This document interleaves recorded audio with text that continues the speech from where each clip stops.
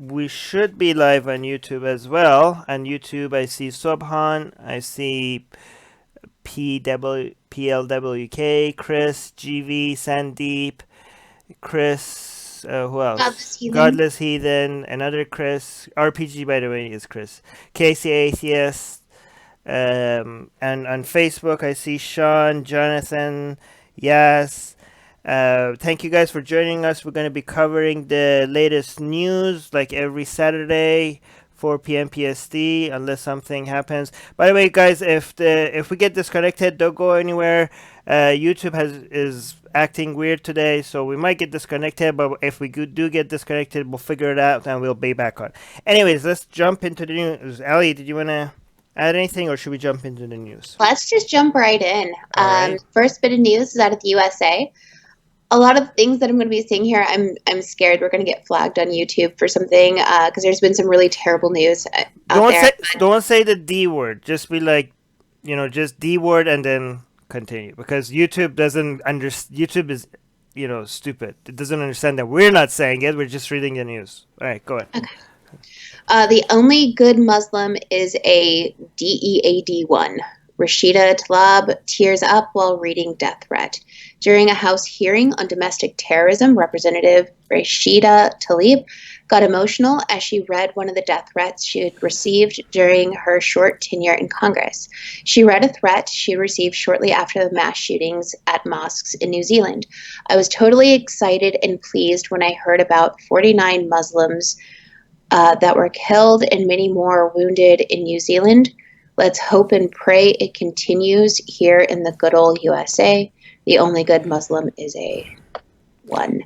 So she asked the FBI Assistant Director of Counterterrorism, Michael McGarity, to show how is this not enough to fall under domestic terrorism if they're targeting her solely based on her faith, and others saying that a good Muslim is a one that's no longer with us. McGarity and the FBI does not differentiate between domestic terror threats and foreign terror threats, and they take them very seriously. So, these threats should be taken seriously, even though someone's just saying. Even if someone's not coming out directly and saying, like, you need to die because, or you are going to because, all these threats need to be taken seriously. And it needs to be taken seriously against anyone who's being targeted for their race, religion, whatever, including atheists. I can't tell you how many times Armin or myself or just Atheist Republic inbox alone receives death threats and stuff. This is ridiculous. If you don't like somebody for what they have to say, you don't have to listen, but to wish them to be dead or killed. I mean, this is outrageous. Duh. Right? That needs to go without saying. Yeah. But unfortunately, we live in a world where it doesn't.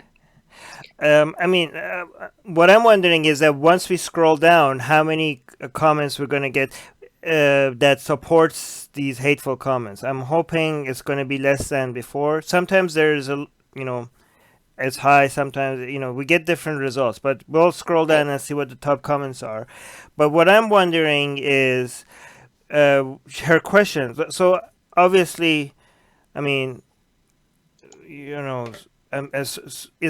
really sad, sad to have to go through this.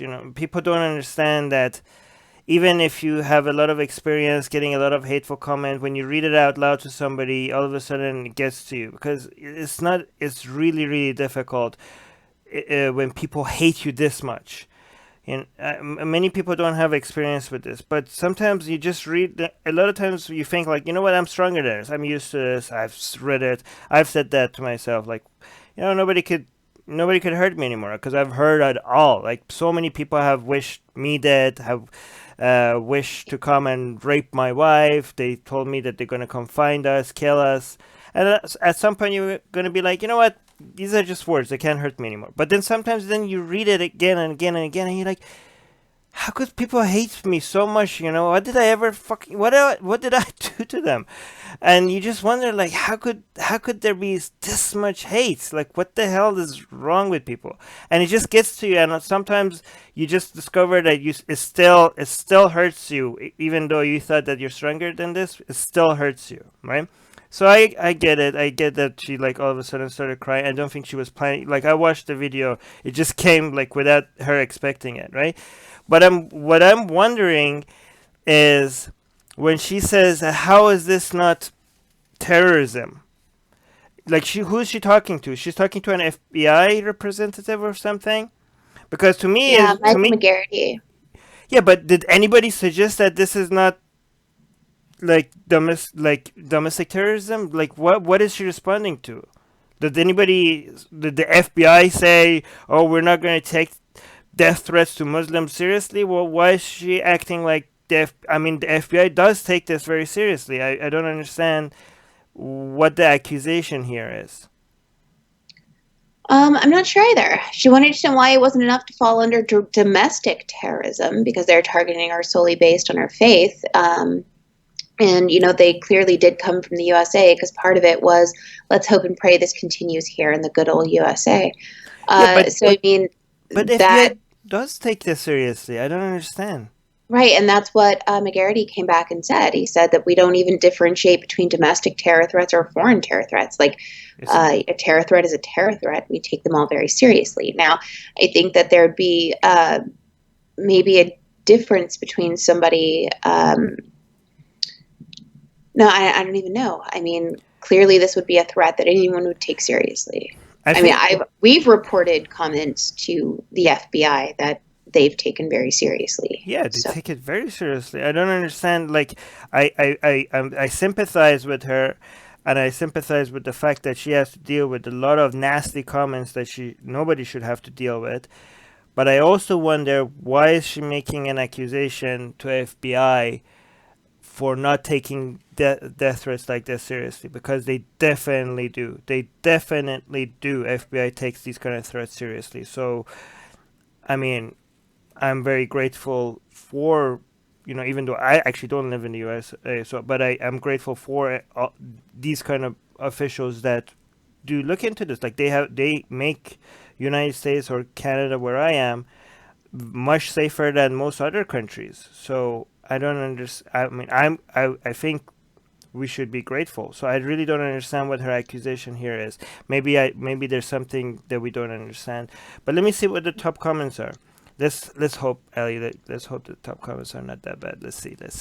Okay, top fingers crossed. number one comment. The top comment with 470 reactions. Oh wow! For those that find this funny, you're what's wrong with the world today.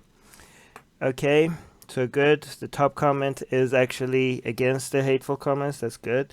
Next top comment, Joyce is saying, "Wow, some of you folks, I'm an atheist, not a douchebag. Too bad.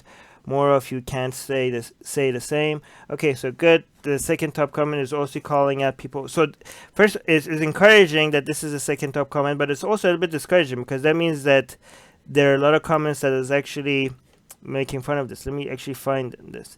Abraham.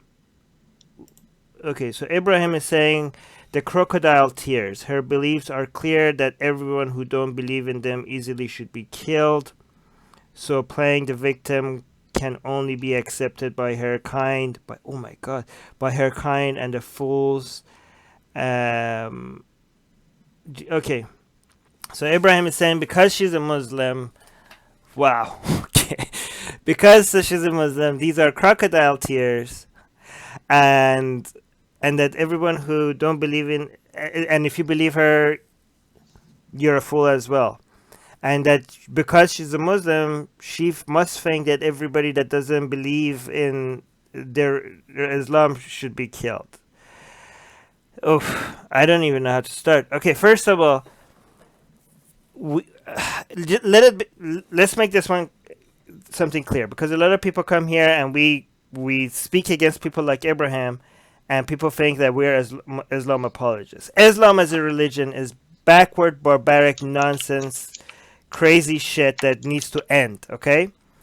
However, for you to generalize all Muslims as if most Muslim, this is my line that I always use. Most Muslims are better than Islam, and for you to think most, you could make a judgment call on an individual just because she, thinks that she follows a religion that she doesn't. It's very simple.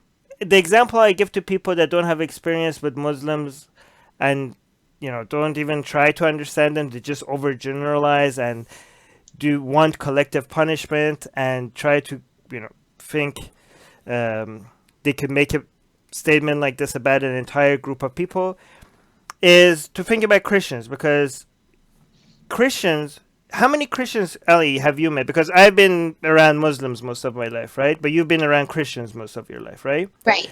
Do you agree that most Christians don't think that women should not have a position of authority? That most Christians agree that women should be able to have a position of authority? Outside of the church, yes. Right. I would agree that many do. I've been involved in places like Church of Christ where women shouldn't even pray if there's a man available to do it for them. But that's not what I'm saying. Because yes, I know you can find examples of Christians that think that women should not have a position. It's not an example. It's like in their belief system. But if you're talking about Christians in general and women outside of the church having positions of authority, I would say that the majority of the Christians I've met in my life do agree that women can be in positions of authority. Most Christians in the world think that women can be in a position of authority. Agree? What does the Bible say, though? The Bible says that they shouldn't, right? Right. So it's very simple, people. The Bible says that women shouldn't be in a position of authority, yet most Christians think that women can be in a position of authority. You could be like, well, they're not following religion. Yeah, they're not. They're not. It's a good thing that they're not. It's the same thing with Muslims. Islam, the Quran, okay? The Quran is barbaric, it's violent, it's anti-woman, it's anti-science, it's anti-most values that makes this world a better place. But most Muslims are not violent. Most Muslims are kind people. Most Muslims are better than the Quran. Okay? It's very simple. And you might say like, oh, well, then they're not true Muslims. No, they are true Muslims, because the definition of a Muslim is not somebody that follows Islam 100%. Okay? The definition of Muslim is somebody that believes in Allah and the Quran and Muhammad. We're like, well, how could somebody believe in the Quran and not follow it word by word? Well, yeah, that's a question that I ask myself as well. But that's just the reality. People think that the Quran is the direct word of God, and they haven't even read it. They haven't even bothered to read it cover to cover. So how is that logical? Well, it's not, but that's the reality, okay? Most Muslims, the things that they do, the values that they have is better than Islam. So don't, just because Islam teaches you something barbaric and violent, don't go and say, well, then every freaking Muslim is a barbaric and violent. It doesn't work like that. And I think people know that it doesn't work like that. These are just hateful people that want excuses to hate other people. These are people that are as hateful or somewhat hateful, or like, just like the Quran is hateful. These people like Ibrahim are hateful. All right. I take the side of a kind Muslim than an asshole atheist any day. Okay. Because yes, the Muslim could be wrong. The Muslim is wrong about Islam. The Muslim is wrong about what reality is like. The Muslim is wrong about God. The Muslim is wrong about many things. But I'll take the wrong Muslim that values other people's happiness and is not a dick, it's not an asshole to their fellow human beings. I'll take that wrong Muslim over the person that I agree with, over the existence of God, over the nature of Islam, but is an asshole and can't sympathize with somebody that is getting death threats. I'll take the Muslim over this atheist. Leo is saying, I hate the religion. Love the people. If you're laughing at this, what is wrong with the world? I'm not going to be very nitpicky with Leo. Don't say love the people, because if you just say love everybody, then you're just devaluing love. Just judge people individually, okay? Jake is saying, for a follower of a religion that calls for the death of non-believers in the first few pages, her reading death threats yields no sympathy for me. Well, Jake, your logic is self-contradictory, because then if based on your logic, if you don't have sympathy for other people, then nobody should have sympathy for you either. If not, whatever happens to you, like you just now, this kind of thinking is just gonna go circle of hate. You just bring on, everybody's going to end up hating everybody if you keep thinking like that. And again, people, you have to understand the difference between people that are unknowingly supporting a religion that endorses hate, and the people that are knowingly endorsing hate. Yes, good intentions doesn't always end in good results. Good intentions could end up in horrible results. But if people have good intentions, the way you tackle that is different with people that have bad intentions. I'm not saying people's good intentions is an excuse for us not to attack their ideas. No, we'll still attack their ideas. But you don't mistreat, you don't personally attack people that have good intentions. Even if their good intentions still end up in dangerous results, the way you tackle that is by befriending them. Anyways, I've been repeating myself so many times on this. Let me say what the live chat has to say. Oh, yeah, let's look at what Tina R. has to say in our live chat, because she brings up a very good point about what constitutes the difference between a terroristic threat and freedom of speech. You can wish that somebody is dead all you want, and that's not a terroristic threat. When the United States draws a line over terroristic threat is when you threaten to kill somebody. And this phrase, like Tina R. said in our live chat, no one here is actually threatening to do her any harm. They're just wishing harm, and that there's the difference. Right. So actually, thank you so much for bringing that up. So Thank you, Tina. So it's important. So Rashida is wrong here, I think, based on what you're saying. Even though we sympathize with her, and the fact that she's getting these death threats are horrible. She shouldn't try to use this and to try, because the FBI is just being consistent, right? Like, they're not, if they're saying this is not terrorism, they don't have a double standard. They're not saying, oh, because you're a Muslim and because these are white people, that's why it's not a death. And to suggest that is such a dissert, it's being ungrateful to the FBI. If a Muslim also comes and says, oh, I wish somebody kills Armin. I wish somebody kills Armin. Okay? That's not a terrorist. That's not terrorism. That's horrible. You could call it out. I mean, people have. Okay, right. So I had the police come to my apartment because of the threats that I got, right? And a lot of people have wished me harm. But the only reason why they ended up coming was, I have hundreds of people, I hope I see you die a painful death. I hope somebody comes and rapes your wife. I hope somebody does. None of that was taken seriously. Until somebody says, where is this event? We should go bomb it. That's the only time that the police took it seriously. So the authorities they're consistent. Just because people are wishing me harm, then, even if it doesn't matter if it's a white supremacist or a Muslim, if they're wishing me harm, that's not terrorism. If somebody says, hey, let's plan something and go do something horrible to this person, now they're going to pay attention. Okay? So, Rashida, while we sympathize with you, while we think it's horrible that people are giving you death threats, you shouldn't be using this as a way to suggest that the FBI has a bias. You shouldn't be using this as a way to suggest that FBI will only take terrorist threats seriously if it's by Muslims against other people. Because no, the FBI has takes white supremacist groups. They have them all under a watch list. They are paying. They are. In fact, some people argue otherwise. Some people argue that they are paying more attention to that than was Islamic terrorist threats. I'm not saying. And the FBI director did go on to tell her that if she believed another statute was needed, to please come speak to the Department of Justice. Right. And so, I mean, that's just like you were saying earlier. It's keeping it fair to everyone, keeping it consistent.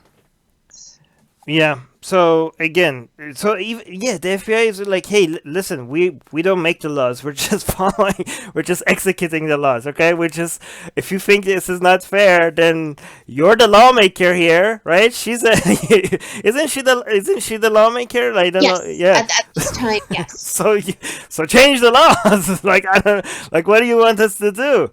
Add Uh, this back. Yeah, again, by the way, it's like we us criticizing Rashida doesn't mean that we are endorsed. Like we still like you could sympathize with her getting death threats and also criticize her here at the same time, right? I think it's unfair that she's getting death threats, but I think her the way she's criticizing the FBI is also unfair on her part, and I think that she should know that. And it actually scares me that she doesn't know that, like that she's trying to. I think she might. She shouldn't be using this. The fact that she is a victim. Okay, she is a victim here, but she shouldn't be using this to try to make an argument that doesn't make any logical sense here. So Right. we can sympathize with her and call her out on this bullshit at the same time, I think. Does that make sense, guys? Um, yeah, okay. Did we read everything in the live chat? Sopan was saying a whole bunch of stuff. Oh, Chris is saying, aren't the people who follow the Quran the closest the extremist groups like ISIS? We have an entire episode on that on secular jihadists, Chris. So go watch that. Just search for ISIS secular jihadists. So Pam is saying I was in the what convent school I don't know for 12 years, and the principal was Catholic nun. Most Christians I know in India think that girls can be as good as boys. Yeah, see, so it just works the same way. People don't follow their scripture because the scripture, most people are better than the scripture that they hold sacred. This is a quote by Alishba. Let me see who else. All right, should we go to the? Wait, are we down? No, we're good. We're good. Are we? Okay. Yeah, we're good. Okay, should we go to the next news? Next news out of Alabama, USA. Alabama mayor calls for killing LGBTQ people in a Facebook post. Carbon Hill Mayor Mark Chambers, an Alabama mayor, posted comments on Facebook about killing LGBTQ people, then tried to deny the post was his, but finally admitted it. His post read, "We live in a society where homosexuals lecture us on morals. Another word I'm not going to use, lectures us on human biology. Baby killers lecture us on human rights, and socialists lecture us on economics. It has now been removed, but Birmingham TV station WBRC captured a screenshot of it. WBRC called Chambers, who first claimed the post was on someone else's page. Then he ended the conversation, but then called back to say the comment was meant to be a private message to a friend. And on Tuesday, Chambers released an apology on Facebook before taking down his personal page. So this is a whole bunch of bullshit, okay? This is a whole bunch of a person going around using slurs that are hurtful to people while preaching that we should love all the people who aren't with Christ. This is a guy who's going around lying about his actions and what he does, what he did and didn't do, then trying to think that saying this privately was better somehow. I don't know. And then he goes on to admit it. But then if you read his apology, he only went on to admit it to try to take away the blame people would put on the church. Not because he actually cared that this was out there, this hurt people, this was a terrible fucking message to put out there. No, he apologized so that people wouldn't harm his church or stop giving money or put this on them. And so it's infuriating that we have this guy who's out there telling everyone, don't lie, live for the Lord, blah, blah, blah, going around teaching that, Jesus sat and broke bread with the tax collectors and the prostitutes. But at the same time, LGBTQ people, in this guy's opinion, need to die. And this is just compounded by more and more and more men in his position of power saying this over and over. And He's a mayor, right? yeah. So his first excuse was like, I never said that. Right. Then he said that I said it, but this was supposed to be private. Wait, how is this Right. guy a mayor if he doesn't even know how to make a post that is private? Like, if you can't figure that out, like, how can if you I can't? kept saying church, and I'm sorry because there was another preacher that did this. He made the apology, wanting to not make the blame on city council Oh, or the city personnel, not church. I'm so sorry for saying that out of turn.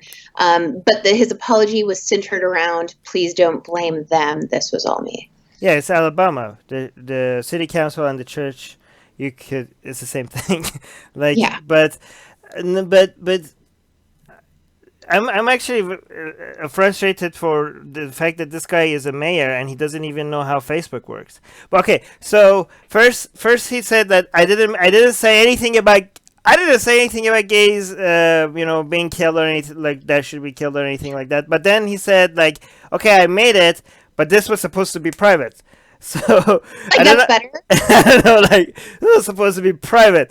Like, okay, so like, I don't understand. Is that your defense? And then there's another defense that he said, like, okay, what I really meant, what I actually meant, you guys have to take, you're taking this out of context. Listen. This is the excuse. This is only if we have a revolution, okay? And there's, so he said that's Yeah. in a revolution. So this is actually the excuse a lot of Muslims give me, like, say, like, wait, listen, the Sahih Bukhari says that we have to kill gay people, ex-Muslims like me, and we have to kill gay people, and a lot of Muslims are like, no, listen, not right now, but once there's the Muslims take over the world and we have a proper Islamic regime, only then we can kill you and we can Yes. kill gay people. Not right now. Like, okay. So you're still endorsing it. But this guy is saying if when there's a revolution, then only then we can go out and start killing gay people. Not right now. Like, okay.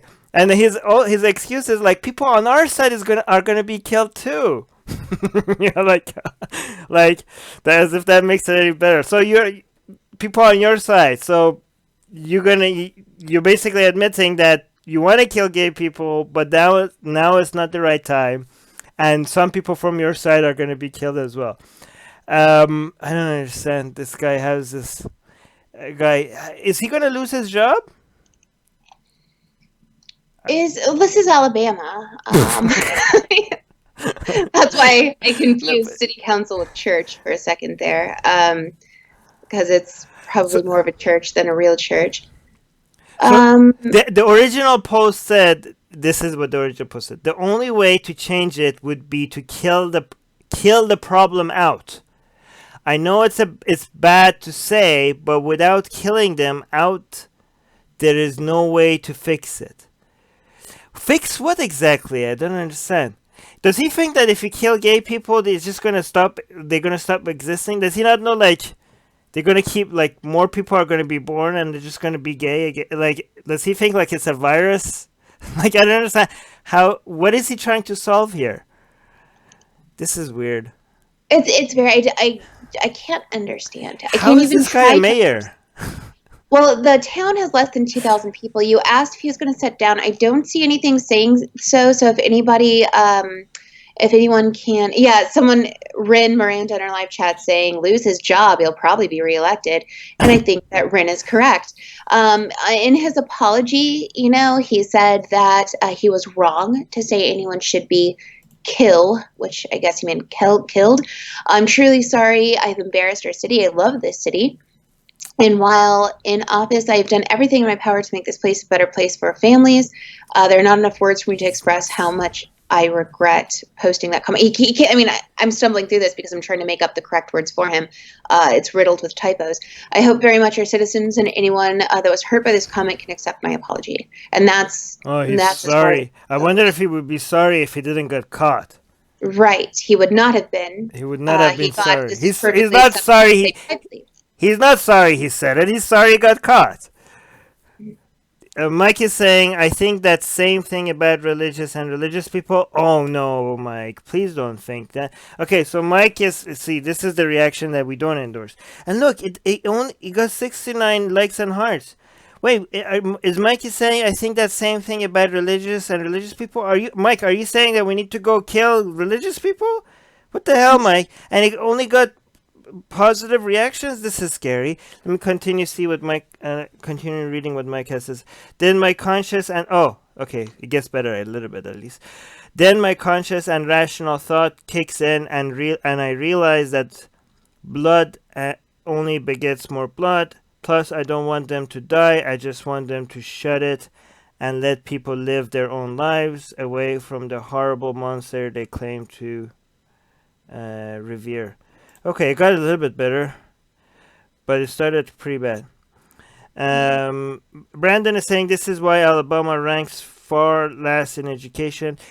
Ali, why don't we have an atheist republic consulate in Alabama? Because I think atheists in Alabama need it the most, right? Well, believe it or not, that is one of the things that I'm going to be adding this month. I'm going to be adding between 40 and 50 consulates in the United States alone, targeting a lot of the southern states as well. Great, good. Okay, Sobham is saying, I don't think Alabama would even consider that as hate speech. Maybe if he said that an incestuous couple should be killed, he could have lost his job. I feel bad for people living in Alabama that think all of this is bullshit because they're all like, if you're one of those people in Alabama that doesn't buy into all this crap, I hope, like, it must hurt for people to okay, guys, let's not generalize all people from Alabama like this, because I'm pretty sure they have their own fair share of sane people there. Joanne is saying a follower of the Prince of Peace, I take. JJ is saying inciting violence is not free speech. Jail time. Actually, it is, isn't it? Okay, the line. Okay, so so a lot of people think that free speech doesn't cover hate speech. It does. It does cover hate speech. Okay, and when it comes to violence, the line is here. If you say, I think this group of people should be killed, that is covered under free speech. Okay? If you say, let's go kill Mr. A, then now all of a sudden that's not covered anymore. Okay? Is that right, Ellie? Yeah. And if we say that, if a lot of people think that if you say, oh, this is covered by hate speech, that you're endorsing it. And I don't even know what to say to you if you think like that. If I say, oh, racism, yes, racist speech is protected by free speech. And you think it shouldn't be. And I think, well, it should be. Unfortunately, it should be. Well, I don't know if it's unfortunate. Because if it's not going to solve the problem, okay? So when people say that, you think like, oh, so you're endorsing racism. No, we're not. If I say inciting violence, again, there's a difference between what you mean. Like if it's your opinion that a certain group of people should die, and you don't actually say, like, let's go kill some guy because of this, then that is covered by free speech. That's just how it works, okay? That is how it works. And if people who saying that, they're not endorsing the violence. They're just telling you facts, right? Yeah. Anyways, do you agree with that, Ellie? Because I'm thinking a lot of people are gonna attack me on this. No, I do. All right. And it's we actually get a lot of we get people who attack us because we allow people to freely say whatever they want. And I think that within the limits of our law, the way things are set here in the U.S. where I live, not Armin, but where I live, I think that it's okay. There are times when it's very hard. It's not okay. Just because we think it should be protected, that doesn't mean we think it's okay. No. That's. I said that what I meant was that the anger that people have, I think that's okay. I understand completely, because I get upset when I see, the Westboro Baptist Church protesting gay funerals and things of that nature. So I understand. I think it's okay that people get upset and people get mad.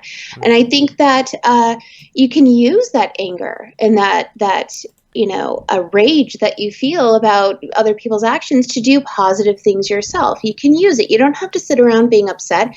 You don't have to waste your time trying to shut people up. Trying to shut people up is never going to solve anything. And that's why I am grateful that we have the laws that we have here in America, because shutting people up, making them stop talking, will not solve any problems. Exactly. We want them to tell us how hateful they are so that we could address the problem. Right. All right. Let's go to the next news. Next news is out of Louisiana, USA. Louisiana GOP backs child marriage bill.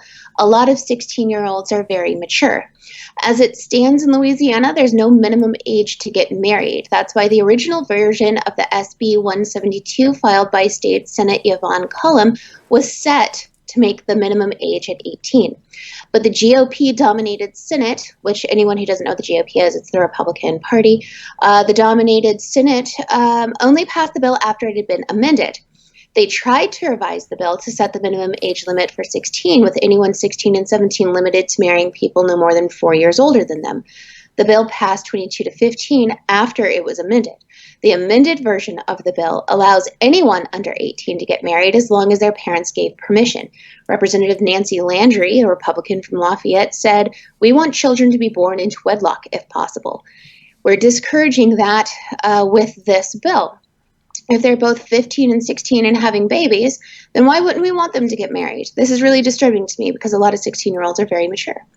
So this is a problem because 15 and 6-year-olds shouldn't be having babies. That within itself is a problem, Louisiana. And they're also, might I add, jumping on board with this whole absolutely no abortion bans that's rippling throughout the South. So yeah, if your 14-year-old gets knocked up, they say, why the hell not should they be married? And this is outrageously disturbing. The amended bill with the 16 and the 17-year-old being allowed to marry someone no more than 4 years older than them, I think that I would have been acceptable. I think that would have been great. That would have been a great start.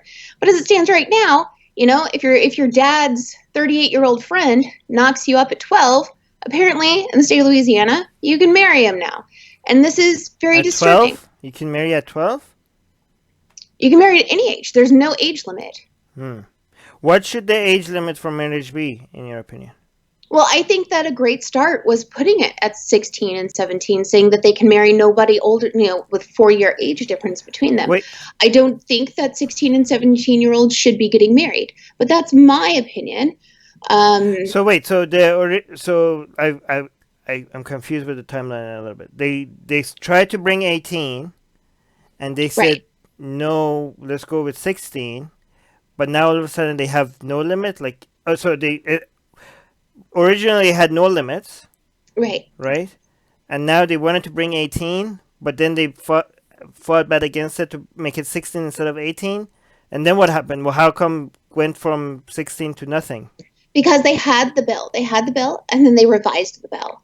And then they made an amended version of the bill, which allows anyone under 18 to get married as long as their parents gave permission. Okay.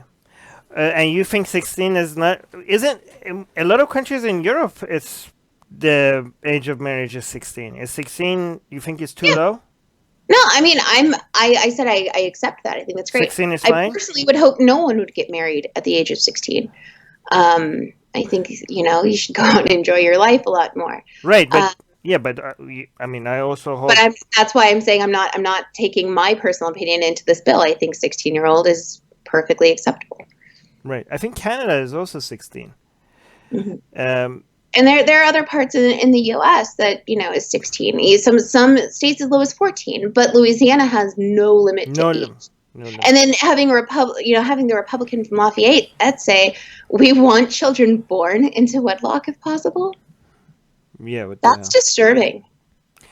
Mars is saying 16 is way too young. So then why is it then a lot of Europe is 16 then if 16 is way too young?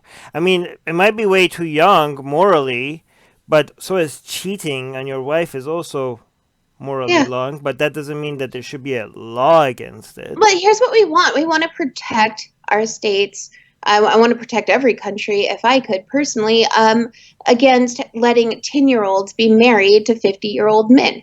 I don't want child brides. I think it's terrifying. We have not seen many good cases in the news we've been reporting in over a year of fantastic outcomes between a 9-year-old child marrying a 50-year-old man, or what have you. It's disturbing, it's terrible, and I think that is what this this Yvette column was trying to protect against by saying 18. 18 is when you're legally allowed to do things in the United States, minus drink. You're technically a legal adult, so let's start there. She was able to go down to 16 with some limits. Again, I think that's great. I don't agree. I don't think any 16-year-old should be getting married. I don't think 18-year-olds should be getting married. So that's why I don't make the laws. Yeah, but the question of what it is a good age to get married is a different question from what the law should be, right? Because good advice could be also be like, don't drink too much alcohol. But are we going to be like, let's pass a law on how much I'm putting an alcohol limit on everybody? You know what I mean? Like, good advice could also be like, don't party too much, party this much. Right? These are all good advice. But again, that doesn't mean there should be a law for it. So when it comes to what is a good law, what do people in the live chat think? What age should be, when it comes to the law, what should be the age limit? Because somebody in Facebook is saying 30. What the hell? I don't know. And the picture that the cover picture, the girl that in the cover picture, she looks like 8 or 9. I don't like. This is not even. I don't know. But I don't think I think actually people thinking like, oh, I think this age, that age, maybe that's not a good way of figuring this out. I think this should be a question that we ask health professionals or like psychologists rather than people scientists. And when your brain stops, when your brain is fully mature, which I think is 25. So I think that's what we actually should be asking. We all have our own personal opinions, and what I'm trying to say is, with my personal opinion, it should not be made into law, because I don't have any good reason for mine. It's just what I think is good advice. So that's why I'm not a lawmaker. It's why I'm not trying to say that my opinion should be law. 16 was a great place for them to start, but I think having no limit at all is disturbing. Yeah, no limit is insane. So, the fact that they have no limit, that's insane. But good advice might be, I don't know, 25, right? But again, just because good advice is 25, that doesn't mean that the law should be 25. 25 is way too high for that to be the law, right? Or even 30. Maybe good advice is even 30. I don't know. But someone's saying in the live chat that a 16-year-old girl married to a violent 19-year-old guy still would need the permission of her parent to obtain the divorce. I think that's terrible. I mean, do you really need permission from your parents to get a divorce? I know that you need it to get married, but I'm not sure where you're at, Bernita, but that's, interesting. Somebody on Facebook is saying, what's the difference between marriage and sex? I don't think marriage, if it's work. Okay, I don't know what you're saying. But here's another thing. What's the age that you could sign a contract? I think that should be the 18 in the United States. Okay, then that should also be the age for marriage, because if you can't sign a contract, I mean, isn't marriage technically signing a contract? Yeah. So wait, so if marriage is technically signing a contract, and if I'm wrong, if I'm wrong, because I know 18 is like for credit and things of that nature. You have to be 18 to sign into legal contracts. So there you go. It should be the same age as that. I think like if you're not old enough to sign a contract, then you're not old enough to sign a marriage contract. Isn't that same as that? Simple. Yeah, I solved the problem. Subham is saying, I think 22 is a good age if they want to get married, but that's not the question, Mary. It's not the 22 is a good age for marriage. Yes, but that's just good advice. That can't be the good advice question and the law question are two separate questions. It's an age when most people are out of college and all. Yeah, again, we can't make it the law just because that's the good age. Bernita is saying, yes, minors need permission of their parent to be part of the contract. The marriage Okay. Oh, I see. So I'm saying, yeah, marriage is basically signing a contract that the parties are just parties.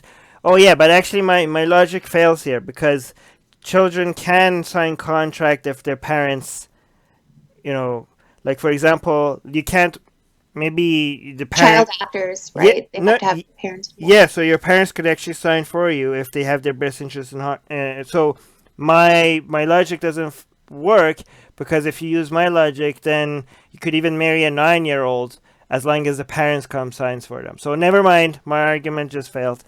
Let me see what the top comments are. Sarah is saying, "How much do you want to bet that the people saying a lot uh, quote, a lot of 16-year-olds are very mature," also said that the Parkland students are too young to have opinions about politics. Oh no, Sarah, that Parkland thing was fake news. Come on, you guys should know that. Chris is saying not mature enough to buy cigarettes or a drink, but old enough to make a lifelong commitments. Another thing, Daniel saying so mature that we don't let them own property, buy cigarettes, or same, basically the same thing. David is saying false. Nah, okay, that's good enough. Should we go to the next news? Next news is out of London, England. London bus attack, arrests after gay couple who refused to kiss were beaten. Two women say they were subjected to a homophobic attack and left covered in blood after refusing to kiss on a bus. Melina said the attack occurred on her and her partner Chris at the top deck of a London night bus as they were traveling to Camden Town. A group of young men aged between 15 and 18 began harassing them when they discovered the women were a couple, asking them to kiss while making sexual gestures. The four male teenagers have been arrested. They were questioned on suspicion of robbery and aggravated grievous bodily harm. So to let you guys know what happened, there was this gay couple, lesbian couple, out on a date. And when these teenagers discovered these women were together, they forced them, came up to them making comments, telling them that they needed to kiss for the men's entertainment. And when they refused, they beat these women bloody. I mean, punched them out. The images were just horrible. And the teens that did this were actually arrested. So it's not like this didn't happen. It's not like Jussie Smollett. Anyone's questioning if this happened. This happened. And this is what people are facing. And I think that it was very important that we brought this up this month, especially because it is Pride Month. And I am so sick and tired of hearing from everyone in the community that nobody cares if you're gay. Nobody cares. You know, this is a new era. This is a new day and time. Nobody cares what happens. Yeah, you know, nothing bad is happening to you. Matter of fact, you have things better than straight people. And this is what people face. Wait, who This says is that? what People say that? we see that in our atheist community all the time. Oh. We see that right now with the straight pride parade, Armin. They want to make us look stupid for coming out because there's nothing to come out about, right? We're not being attacked. We're not being treated differently. We're protected by law. They want to say all these things when this is what is happening. And am I saying this is happening everywhere and all the time? No, but this did just happen in London, England. And, you know, if it can happen there, it can happen in New York. This stuff does happen in New York. This stuff happens to people everywhere you go. Most of the time, you're not going to hear about it, though. This is stuff that I'm terrified about. I'm terrified about this.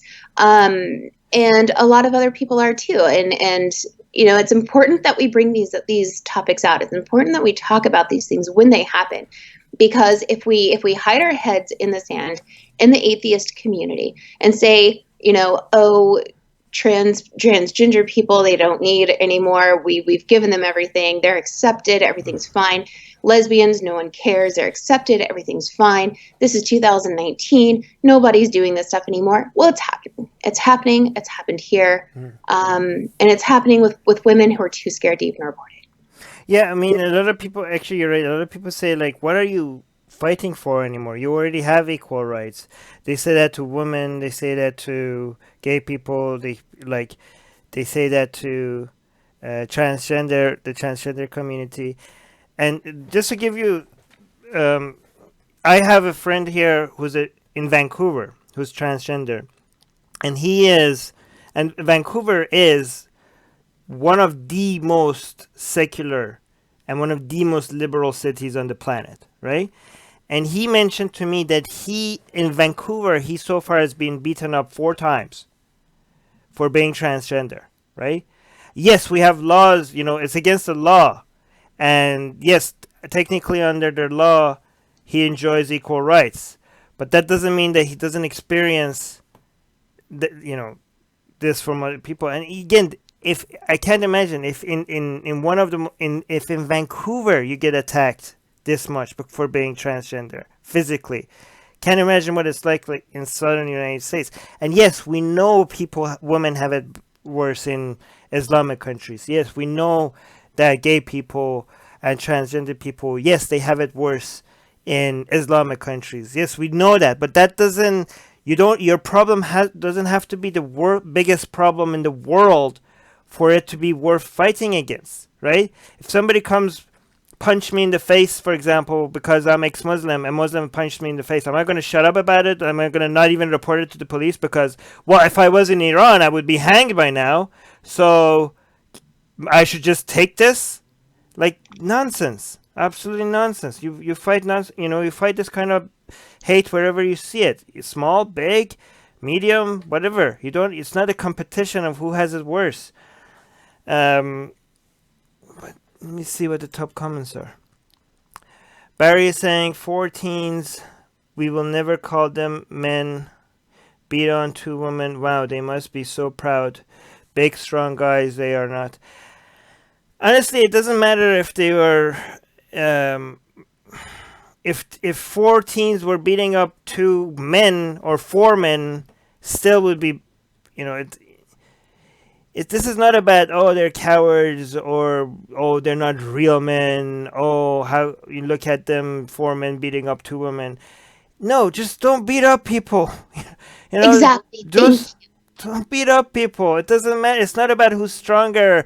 Like, even if you think if this was a fair fight, it would make it less morally hard, we wouldn't be calling it out. Like, you think if this was 4 men beating up 4 other men because they were gay, it would be less horrific?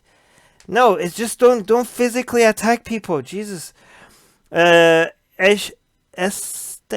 I don't know, is saying, I'm so sorry for what they have done to you. Words fail me. What have we become when children do this? Okay, I'm going to criticize this soon. Let me just finish the whole thing. I hope you both heal together and become stronger together. You are in our thoughts. Well, yeah, I'm hoping these 2 women are getting a lot of love and support by people, because they deserve it. They deserve a lot of support right now. But to the first part of this comment saying, I'm so sorry, saying words, what have we become when children do this? Well, how old were these? You said 15 to 18, right? Yeah, and the women were in their 20s. Okay, guys, things are bad, but things are better. Just always remember this. Things are bad, but things are better. 15 and 18-year-old men used to go out and attack villages and rape women, okay? This was part of the norm, okay? What have we become? Well, we have this is really, really bad, okay? But even in where this was in London, right? London, if you go back 50 years, it was worse, right? United States, go back 50 years, everything was worse for gay people. Is that fair to say, Ali? 50 years ago, United States was worse for gay people than it is now? Is that a fair thing to say? So when you're fighting, this kind of nonsense, when you're fighting bigotry, when you're fighting hate, you don't have to pretend that everything is getting worse. And just because things are getting better, that doesn't mean that we shouldn't still be fighting. But if you make wrong claims, when you make claims that could be easily be shown that is false, that things are actually better than ever before, and you acting like things are getting worse, when you say that, that actually hurts us. Because then people are like, no, you're wrong. Then they will just discredit everything else that you're saying. Things are better than they have ever been, but that doesn't mean that we should stop fighting. Somebody saying, hi, I'm watching from Malaysia. Hi, Malaysia.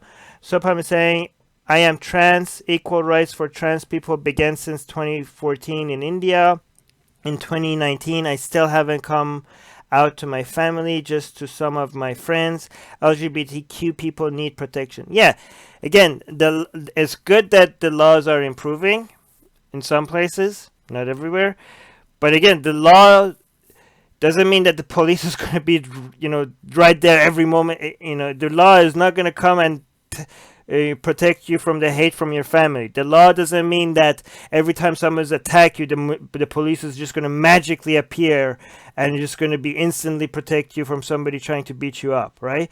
So the laws changing is progress, but we still need to fight. We still need to change people's opinions, and we have been doing that, and we have made a lot of progress. But it's still dangerous. The world is still a dangerous place for gay people.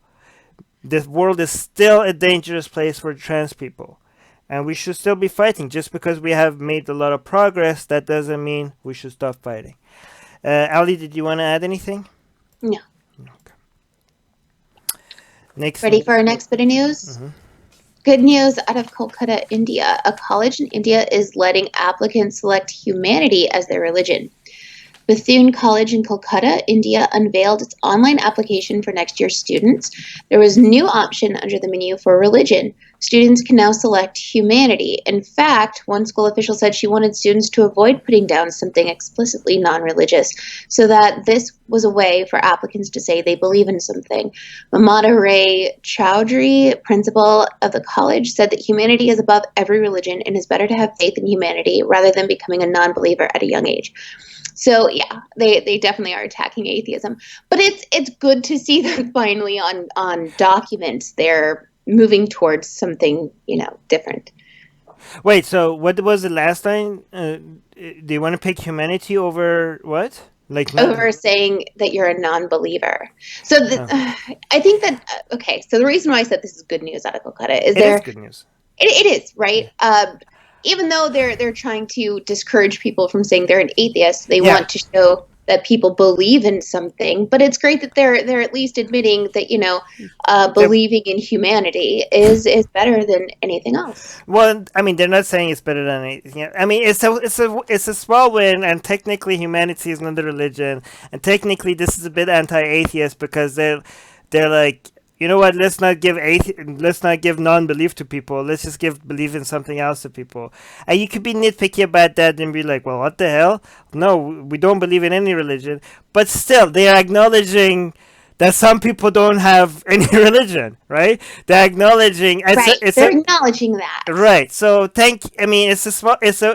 take it, right? We could be upset about wait, so you guys hate atheism so much that you have to put humanity over an option that says none there. We could be upset about that, but we don't get that much wins.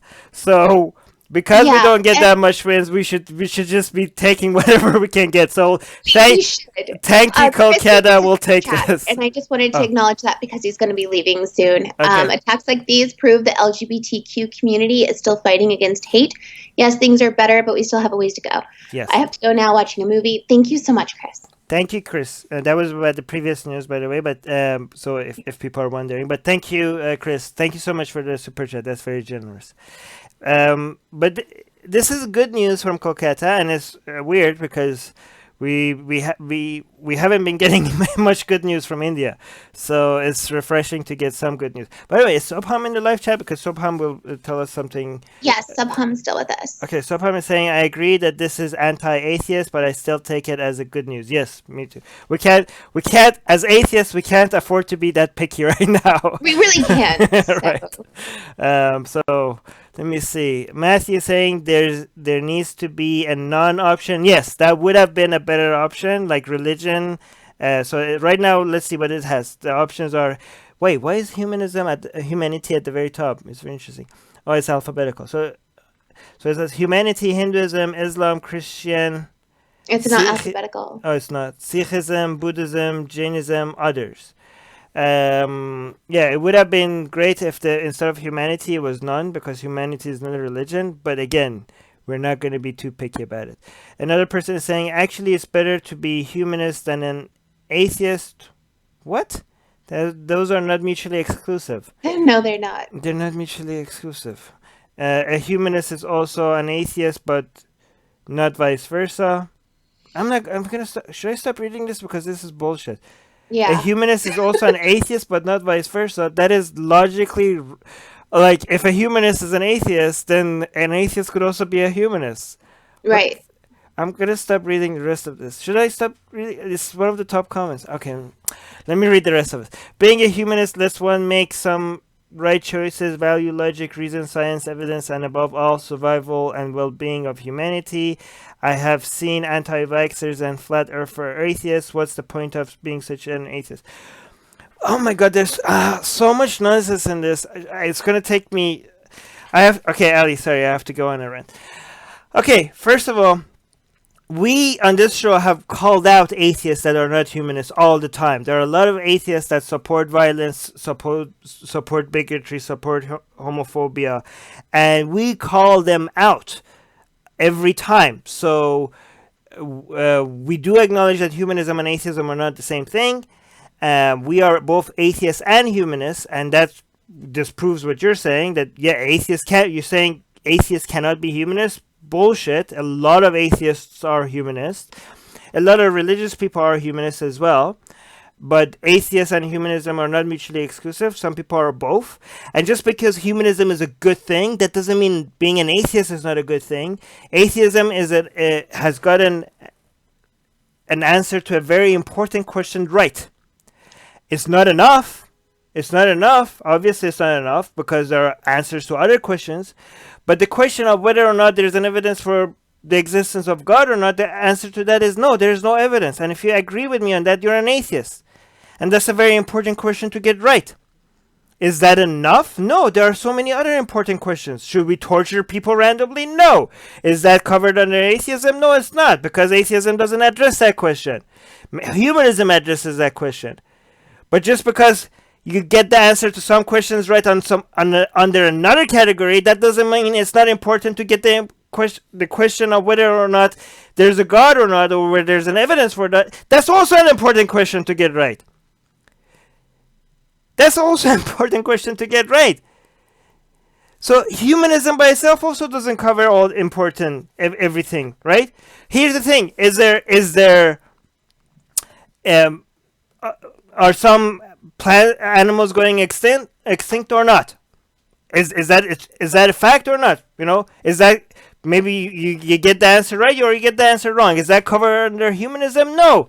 Humanism, just like humanism doesn't answer every freaking question, every important question out there, atheism also doesn't answer every important question out there. Doesn't mean that they're both not important. They're both important. They're both addressing different topics.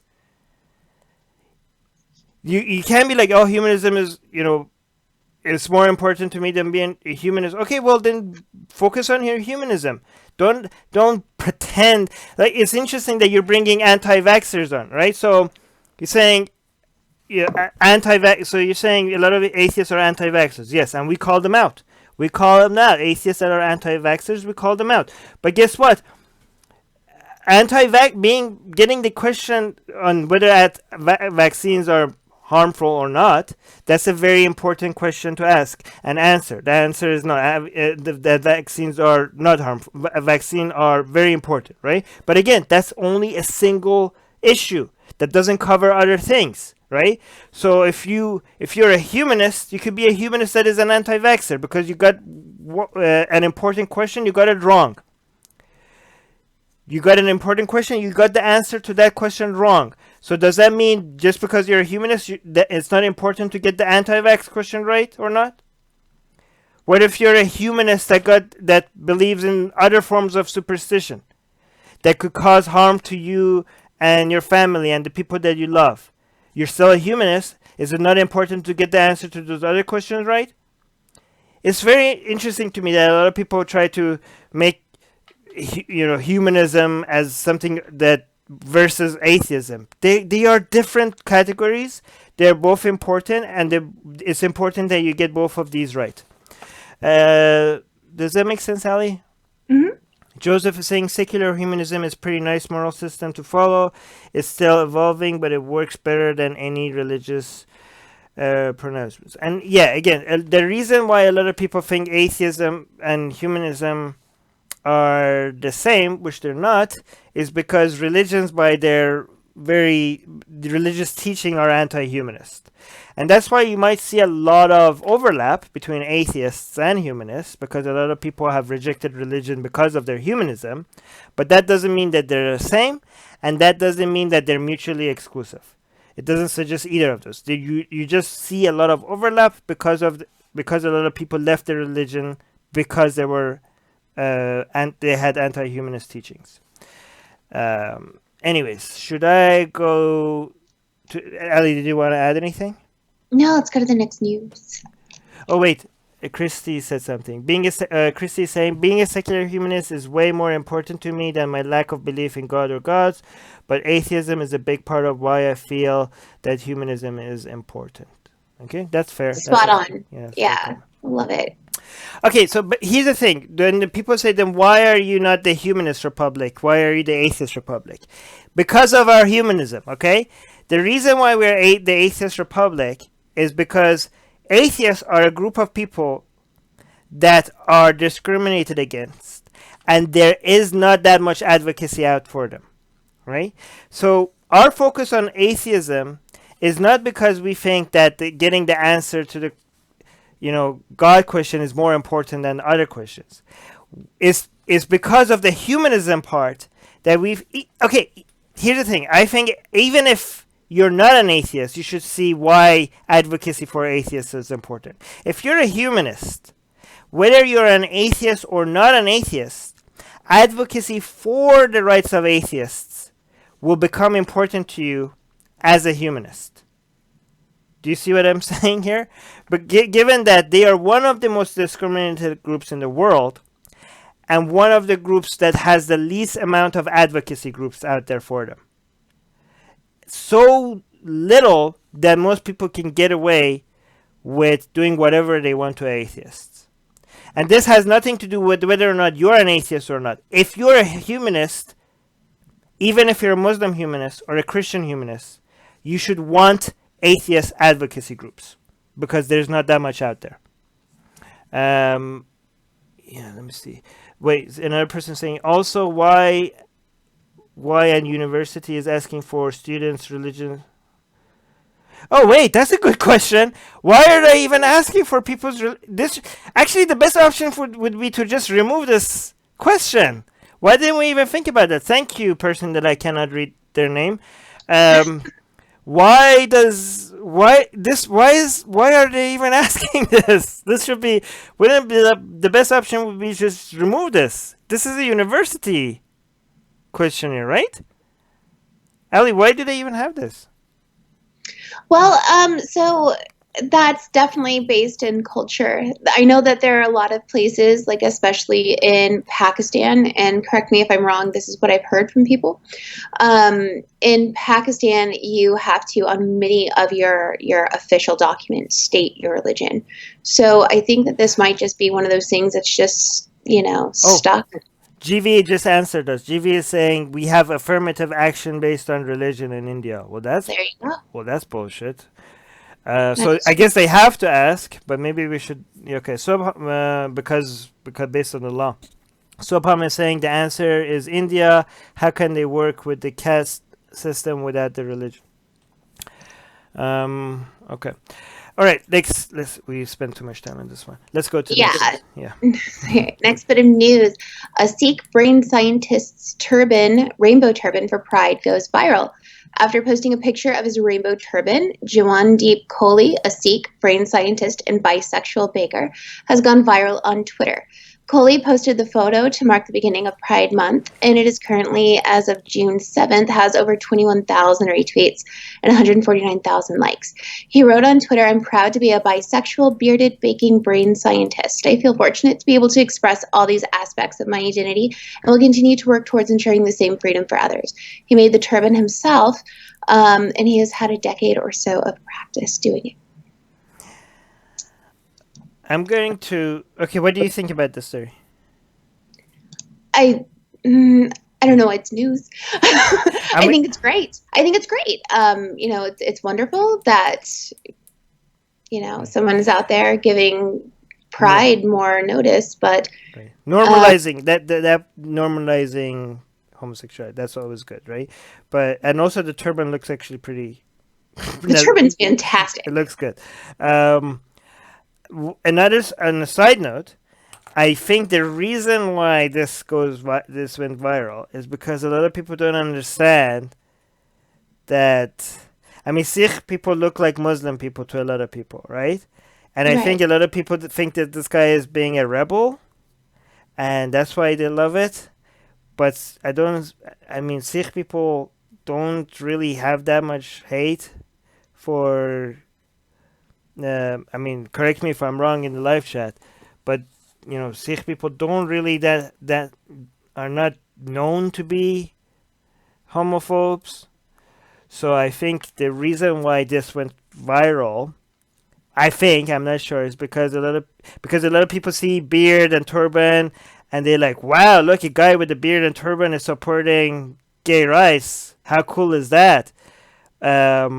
As if like it's a as like for example, when you see like woman with a hijab has a rainbow hijab, or a woman with a hijab with a gay flag, and people are like, wow, look, she's wearing the hijab and she's still supporting LGBT, and they love it because they think that she's going against the narrative that what Muslims are supposed to be like, right?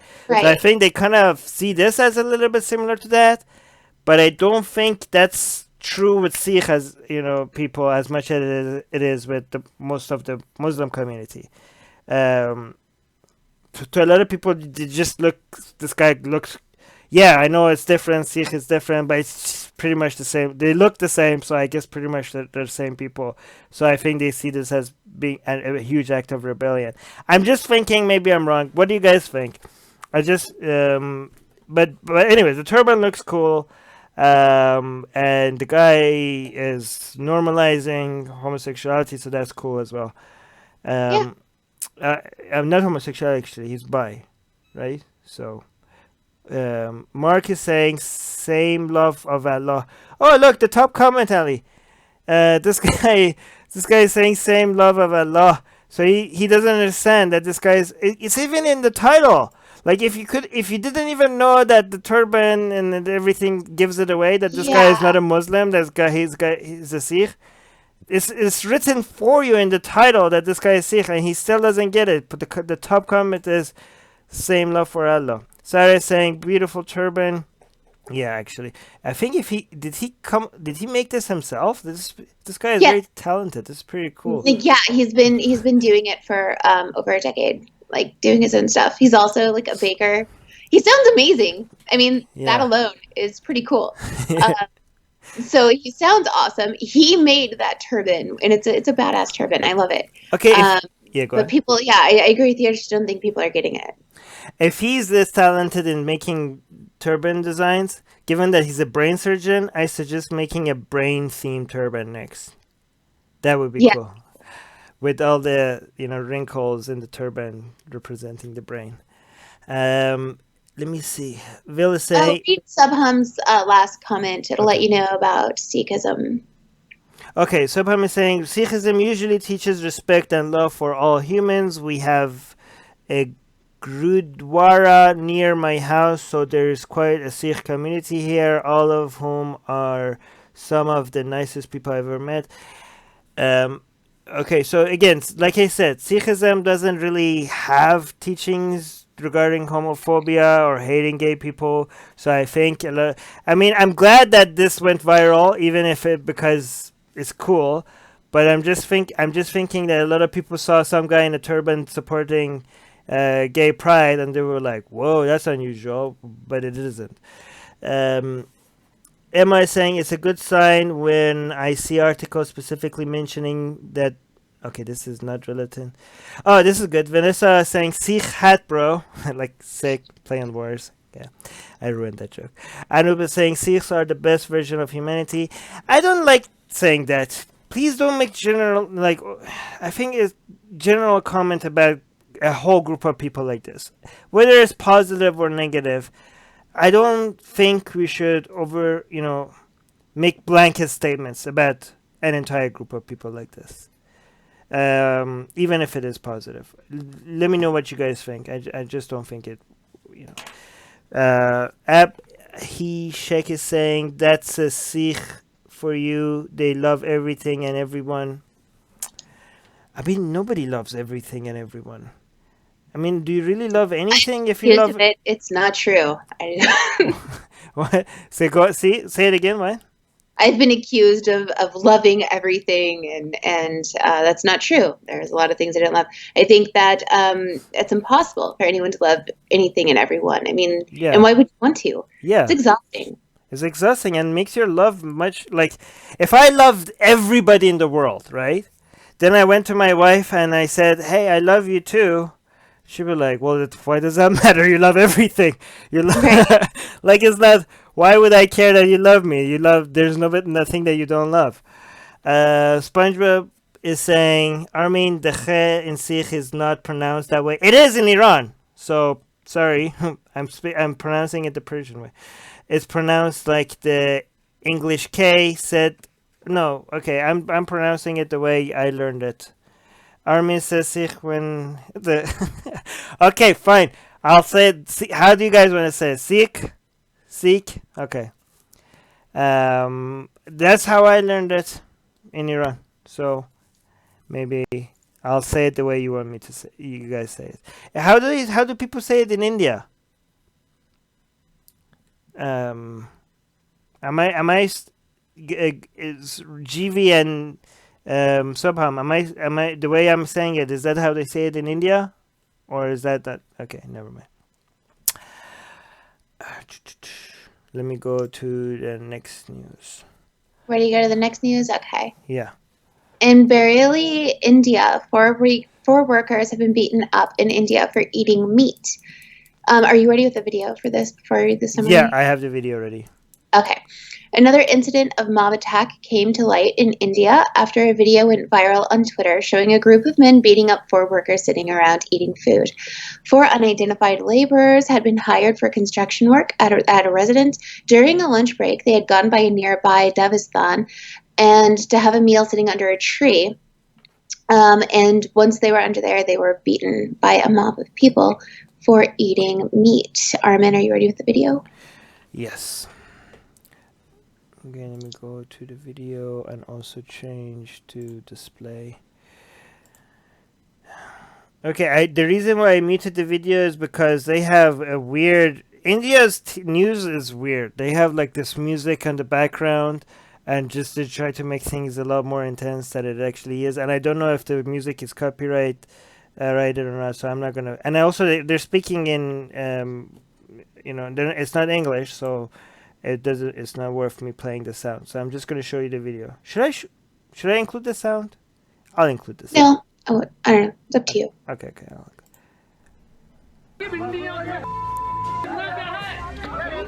हाथों में belt, जुबान पर गाली, चेहरे पर गुस्सा और सामने रहम की भीख मांगते चार युवक। इस वीडियो में साफ देखा जा सकता है कि किस तरह दरी पर खाना खाने बैठे युवकों के साथ कुछ लोग मारपीट कर रहे हैं। काली बनियान में एक शख्स बेल्ट से इन लोगों को पीटने लगता है, जबकि उनका एक साथी इस घटना का वीडियो बना रहा है।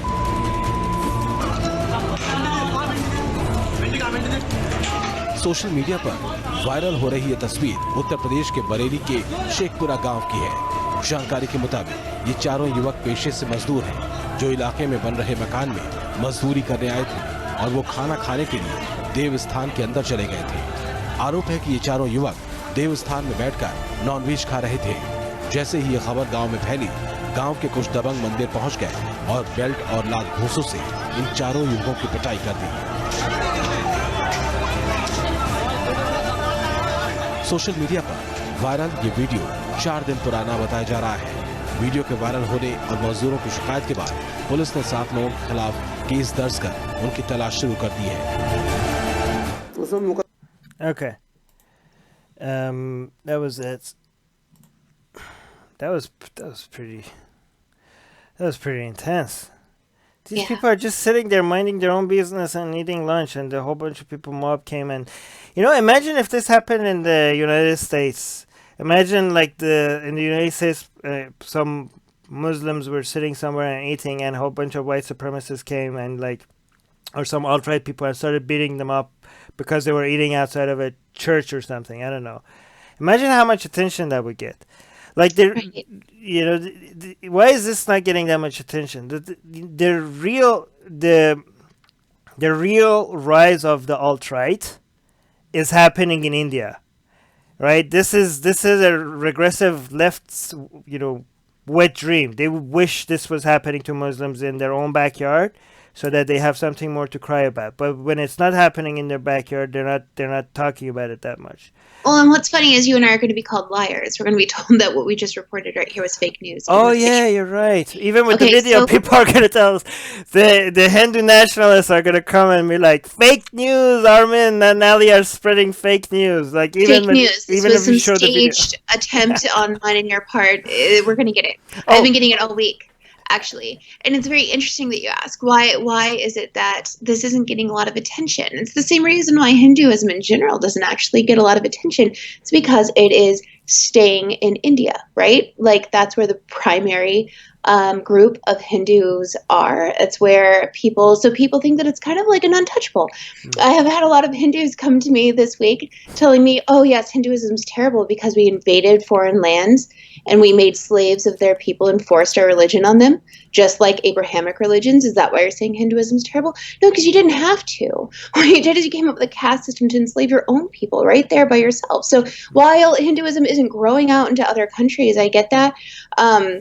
It's staying right there. And when you have people who are so devoted to their own ideas and their own nation that they will call the truth and facts lies in order to have this not spread outside of their own backyard. Yeah, I hear that a lot. Oh, at least we don't behead people. At least we don't have suicide bombers. At least we don't invade other countries and spread Hinduism. Like, oh, congratulations for not beheading people. What a high standard. Like, what do you want? The medal of not beheading people? Like, if that's really your defense, that really shows how shitty your religion is. That you have to be proud of not beheading people. Sobham is saying the news is from the state Uttar Pradesh. Am I reading it right? Their chief minister is an idiot and a Hindu extremist. Most cow-related news come from the state. I feel sorry for most people there. So they were eating meat. By meat, I'm assuming they mean beef, right? But a lot of people, I'm kind of hearing already what some Hindus might say. Like, it's not just that they were eating beef. They were eating beef close to the temple, right? Is that what they were saying?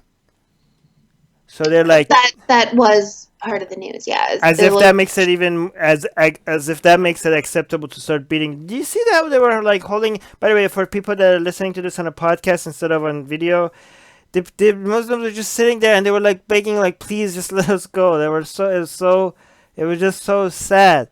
Just sitting there, and the guy's like, no, put out your hand. Like, put out your hand so I could read it. And the guy was like, they're surrounded by a whole bunch of Hindus, and they're just sitting there, and one guy is just covering his face.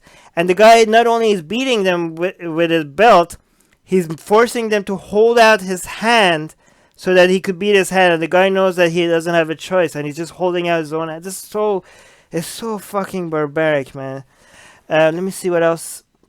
Sobham and GV saying, Sobham is saying weapons in hands, abuses in mouth. The commentary goes kind of like this. Okay. I'm glad that the news is covering this in India, though. Like, this is a Hindu news, right? So I'm glad that they're not, like, ignoring it. I'm hoping that it doesn't get to a point where something like this would get ignored by Indian news. So that's a good sign, right? Sobham, is that normal for the news to make this a big deal? And what are some, because every time we cover news like this, a lot of people from India are saying fake news. What would the excuse for this be based on your experience, given that this has gone so viral that they can't even say fake news anymore? GV is saying, are you the Western propaganda the Hindu atheists warned me about? Yes, it's very interesting because they believe if you say stuff about they're so selective about what's fake news, because as soon as these Hindu nationalists, any news about Muslims they're just ready to believe it, right? As any horrible news about Muslims, they're never skeptical. But no matter how much proof and evidence you show about Hindu related stories, they're like fake news, your Western propaganda, it's interesting. You're trying to, and I don't understand, like, what do these people think? They think there are countries in the West that are trying to make India look bad. Like, why would they do that? Like, what's the whole? Why would, like, is United States like hiring us or another people with the goal of making India look bad? Like, what would be the end goal there? Like, what is this? Right. This is a conspiracy. I don't understand that. At least when you work on a conspiracy theory, try to make it. When you have villains in a made-up story, you have to make your villains believable. You have to have something that makes their efforts achieve a goal or something. Are people just spreading bad news about India just for the sake of spreading bad news? Everything, like, what are they getting out of it? Like, make your conspiracies work. Talk to Muslims when it comes to Zionist conspiracies. They have figured that out.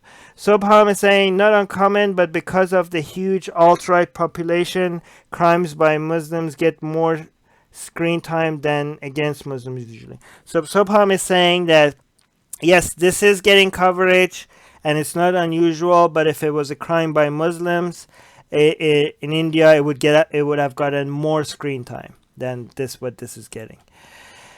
By the way, people should understand, like, when this is the failure of the Muslim community as well.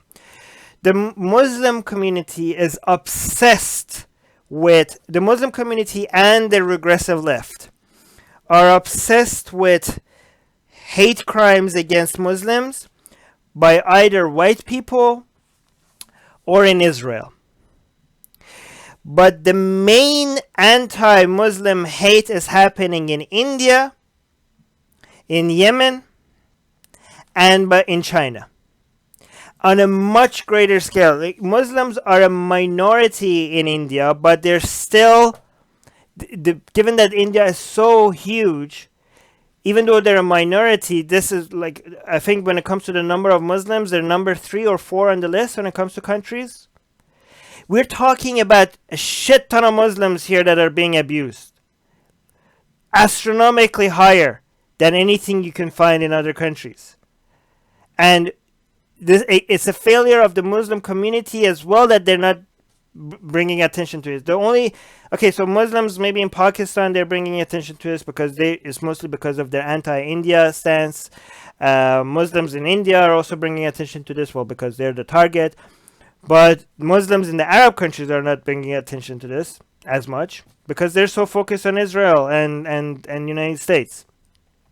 And again, because it's brown on brown crime, the regressive left doesn't care either, because to the regressive left, if you're not white, you can't be evil. You have to either be white or you have to be like brainwashed by white people. Sobham is saying depends on the news channels. If the news channel is under BGP control, I am sure they didn't bother to show this news for more than a few moments. Ren is saying not just Muslims, all non-Hindus. I don't know what you're referring to there, Ren. Get China to bring the social credit system in India. Honestly, guys, the world's gonna be a scary place for Muslims once India and China replace United States as the main superpowers, because people hate on United States as a superpower. They're gonna miss United States as a superpower when Muslims are gonna miss the United States as a superpower when China and India replace United States as a superpower. Or maybe they will miss them because a lot of them would love to be the victim. Karma strikes. Oh my god, this is the top comment, Ali. Karma strikes. What goes around one day comes around. Just be nice to him. Oh, shut the fuck up. Wow. Who is this guy? Are you from India? Because you're from California, but your name suggests that you're from one of... Maybe I'm profiling. Maybe I shouldn't do that. But anyways, you believe in collective punishment. You believe... I don't know how to pronounce your name. Nihit. You believe in blaming one group of people for crimes that they have not committed just because they belong to a tribe that some of its members committed some other crime. So you believe in punishing people for things that they haven't done just because they belong to a tribe that some of its members have done you wrong. Absolutely insane. Absolutely insane. I don't have the energy to say more. Ren is saying Christmas in India is now good for governance. I don't know what he's referring to.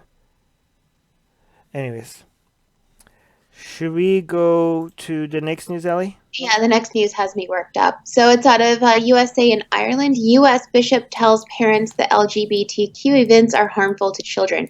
I'm going to read this paragraph and I'm going to have a lot more to add to this afterwards. But a tweet from the U.S. Catholic bishop advising parents not to let their children attend LGBTQ Pride Month events has been described as dispiriting by Minister for Justice Charlie Flanagan. In a tweet, the Bishop Providence of Rhode Island, Thomas Tobin, said that Pride events are especially harmful to children. His comments illustrated a complete absence of tolerance, understanding, and compassion. So sad and disappointing, Mr. Flanagan tweeted in response.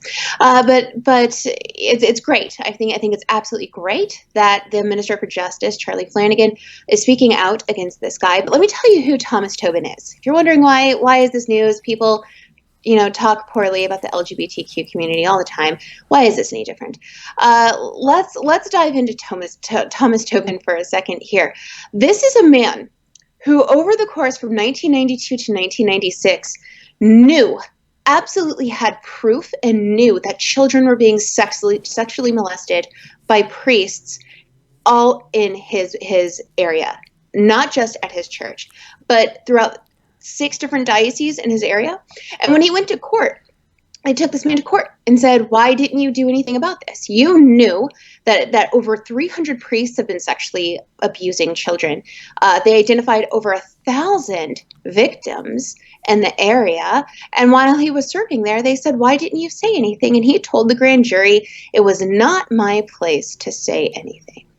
And this man, who knowingly knew children were being sexually molested, he knew it. He testified that he knew it. This isn't speculation by any means. He knew children were being harmed by priests. This man is coming out and saying attending an LGBT Pride Month and any of its events are going to be harmful to children. This man gets to sit here and say that. This man who also, mind you, that back when Barack Obama announced his support for same-sex marriage in 2012, he described it as a sad day in American history. This is a man who reaches out and he tells other Catholics, he doesn't just say this is harmful to children, he tells other Catholics, do not become involved in these activities. This goes against our God.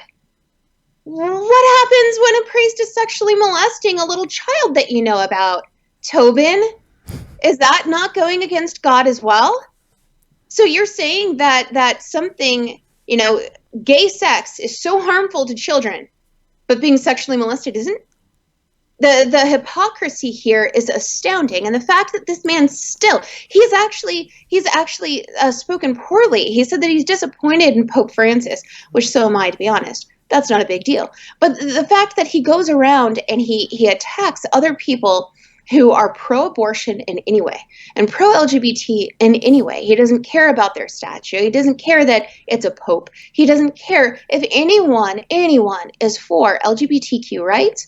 And if anyone stands in any way in favor of abortion, this man is going to tear them down when this is a man who thinks that it's not his place to step in when children are being sexually molested. Yeah.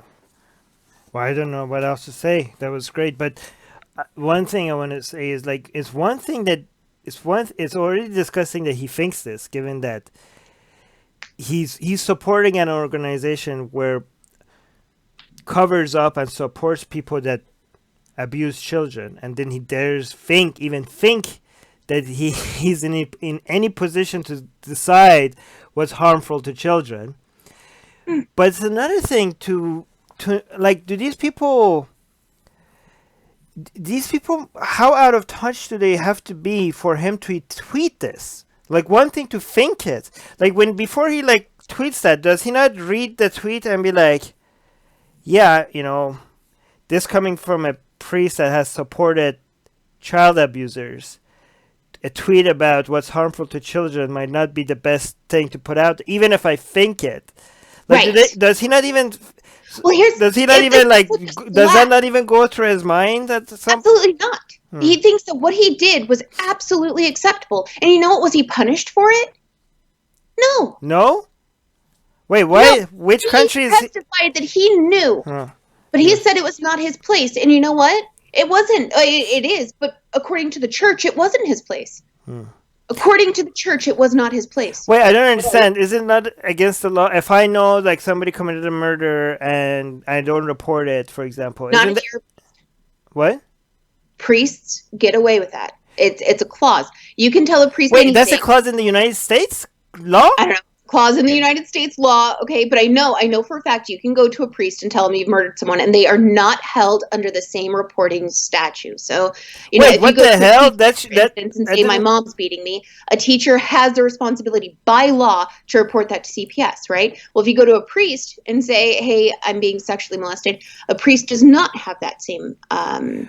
Wait, I didn't know that. This is insane. You can go and confess anything to a priest. Okay, that's insane. So the priests enjoy a different set of laws because they're priests? Absolutely. But get this. So one of the victims heard about Tobin speaking out about the dangers against children, because all of a sudden he starts to care, right? He didn't care about children in the church. It wasn't his place to report it. So this victim comes out and says they lied. They covered up. They abandoned me and so many others to rape and abuse. And when we spoke out, they tried to damn us and silence us. Pretty clear who's harmful to children. Absolutely. That was a victim that Tobin could have helped save and didn't, because it wasn't his place. But now all of a sudden it's his place to speak out here. Okay, so Ali, let's say to people say, well, too wrong doesn't make it right. Like, let's say to people like that, like, okay, yeah, that's harmful, but going to LGBTQ events is still harmful. This guy did whatever he did is wrong, but LGBTQ events is still harmful to children. How would you respond to that? I'm sorry, but how is it harmful to children? Yeah, I don't know. Okay, I know what they say. I know what they say. Like, oh, because if you go, these people are showing off, like they're half naked and blah blah blah. Turn on your TVs. You're not going to see anything there you don't already see everywhere else. Right. It's not. So, I mean, yes, if you think that seeing people act lovingly or seeing people act sexually, if you think that is so terrible, right, by all means, keep your child under a rock. Do not let them open their eyes. Do not let them open a book. Do not let them see the world. This is everywhere. And I've been taking my children to pride parades since they were 1 and 2. I mean, we went up to Austin. I wasn't even living in Austin, just so that my children at a very young age could be around this culture and be in it with me and help, other people feel good. That was what it was all about for me, being there, being with other people, even if I'm in the closet or not. I got to be around other people. It was nice. And it was teaching my children about acceptance. And it was a beautiful thing. So on one hand, if you think the sexuality that sometimes is portrayed in certain pride events, if you think that's more harmful than teaching your child how to respect or be inclusive of people, even if you don't feel the same thing they feel, then, stay under your rock, please. What I listen to a lot of, channels and podcasts and videos that I don't agree with. And one thing I hear from the right-wing people is that a lot of the new position is like, fine, be gay or whatever. Well, why do you have to display it so much? Or why do you have to teach it to children? Children are not ready to understand these things, right? And these two different things they say, like, why do you have to keep displaying your sexuality? You don't see straight people constantly showing their sexuality. Why do gay people have to show their sexuality? And also they say, like, why do we have to keep showing it to children? Why do you have to teach it in school to children? Children are not ready. I have two responses to that. And one is, Well, straight people don't have to show their sexuality because their sexuality is not targeted, right? They don't have, they're not discriminated against because of their sexual orientation. The reason, if you, what you're trying to show is the thing that makes you a target, you're trying to that's what you're trying to normalize, right? They're not, they're not showing it just for the sake of showing it. They're showing something to the public. The thing that is used against them that is demonized, that is what you're showing. And the fact that their sexual orientation is demonized, that's why they're showing it, because they're trying to make it normal. And when it comes to targeting children and teaching them about LGBTQ rights and stuff like that, it's not like they're showing them gay porn, right? Right. If you're against teaching kids about the fact that, you know, two men or two women could be attracted to each other, if you think that's bad, then you should also be against, like, I don't know, Snow White, you know, the prince being attracted to, you know, that's the amount of sexuality that they're being exposed to. The same amount of sexuality that you get in Sleeping Beauty, you know, or the prince falling in love with the princess, that's the amount of sexuality that they're being exposed to, where children have always been understood that men are attracted to women and women are attracted to men. It's in children's stories all the time. The only addition to that is like, hey, we also have the men being attracted to men version of that as well, with the same amount of sexuality. And there's also women could be attracted to women with the same level of sexuality that we already had with straight relationships. That's the only level of sexuality that they're exposed to. The same level that has always been in children's stories. Right. So and if I can add something on that note, why do we need to teach children to be accepting of people of different sexualities? So that they don't go onto a double-decker bus in London and beat up two women for not kissing on command. Right. And another reason is that because if you're feeling that you are like attracted to your own sex, and you keep seeing stories of princes falling in love with princesses and vice versa, but all of a sudden you start noticing that you're different, you don't go through your life thinking that there's something wrong with you, right? That's another reason. That you don't feel ashamed, that you feel like maybe you have mental problems, or that there's something to be ashamed of. I mean, imagine all the headache and all the shame and all the disgust that a lot of gay people wouldn't have to go through if they just had a simple one story where the princess fell in love with another princess. And you're like, oh, that's just like what I feel, right? If you just have one story like that, imagine how much shame and disgust you would be saving a child if that was a little bit normalized. That's why you teach that to children. And let me see what the top comments are. Victor is saying, and the Catholic Church is totally safe. I trust LGBTQ community and believe it's way more helpful than any religion. Tina is saying, my son is going to a pride parade this weekend and he's going to have a great time with his wonderful friends. Another thing, Matthew is saying, not as harmful as children as bishops. So can being an altar boy. Okay, a lot of people are just basically making the same point that we made. Should we go to the next news? Yeah, let's do that. Next news is out of New York, USA. New York orders school to accept unvaccinated kids amid major measles outbreak. The state of New York just ordered a school to accept unvaccinated kids despite the school's objections. The Sumalith School for Girls in Cedarhurst, a private Orthodox Jewish school, there you go. Reportedly, It's because it's Orthodox Jew, isn't it? Reportedly banned unvaccinated kids from class and extracurricular activities during the outbreak, but the state's education department overturned the decision twice. Now the school is suing the state, saying that officials are violating their First Amendment rights. New York legislators are currently considering a law that would ban vaccine exemptions based solely on the basis of religion. Wait, so the law in New York allows that? So this is a Jewish school. Is that right?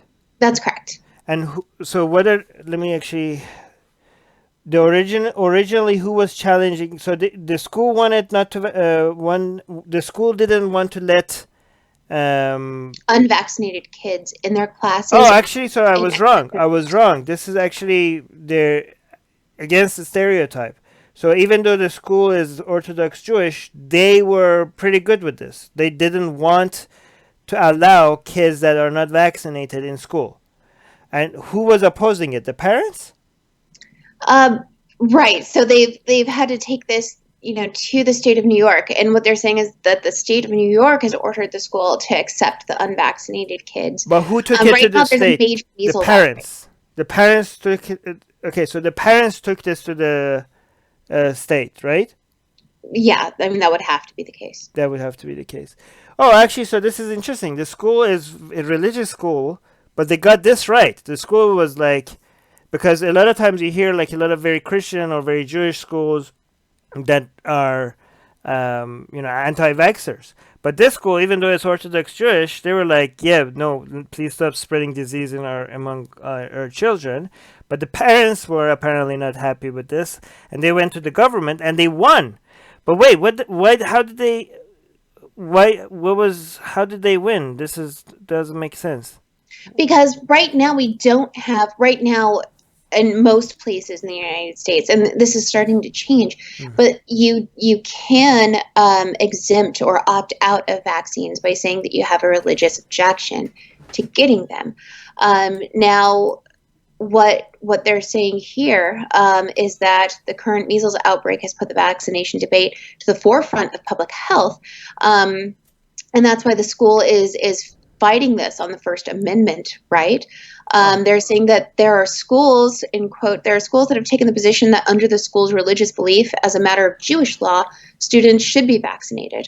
The school's lawyer, Philip Colbin, told the Post that the parents may have different and sincere belief about vaccinations, but they say that based on Jewish law, and our position in the Jewish law says just the opposite. So, they're saying that even by Jewish law, parents need to be vaccinating their kids. It doesn't matter if it's Jewish law or not. That's just their language. But the law that matters that they're using is the First Amendment.